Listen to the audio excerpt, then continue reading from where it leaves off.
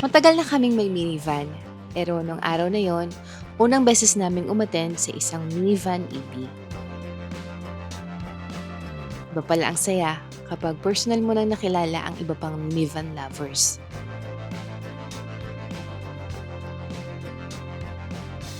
Isa-isa silang dumating, iba-ibang kulay, iba-ibang setup, pero isa lang ang tema, minivan love.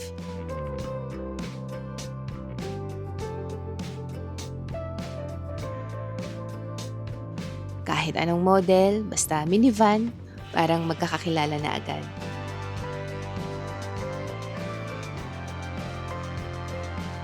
Yung mga nakikita lang namin sa pictures o sa group chat, ng araw na yan, andyan na mismo sa harap namin.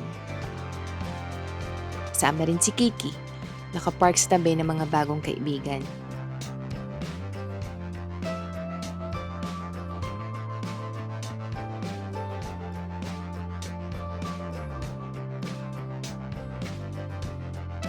Tuloy lang ang kwentuhan.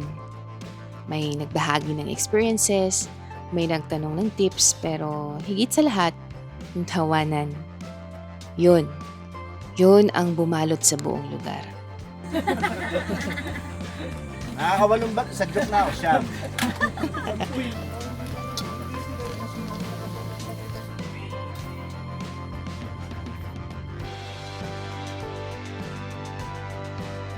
Nakakatuwa, kahit magkaiba kami ng van model, kahit magkaiba ang setup, pare-pareho pa rin ang gislap sa mata kapag pinag-usapan ang mga minivan namin.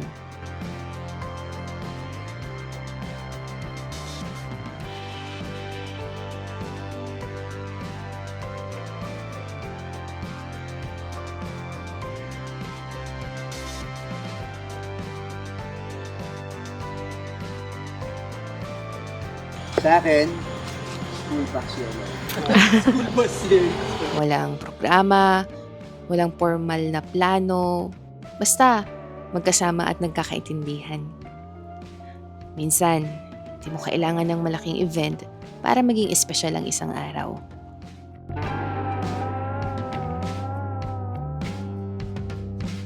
May isang tanong ako, yan bang mga ganyang sasakyan, meron talagang heater yan? Meron talaga. Sa akin, sir, meron pa. Yung ating kasi ginawa na ng Japan niya. Katulad ni Sir Leo, pinag-aralan ng Japan yan.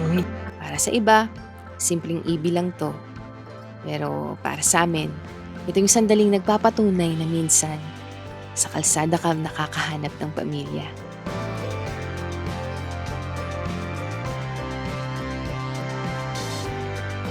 Salamat po sa masibagong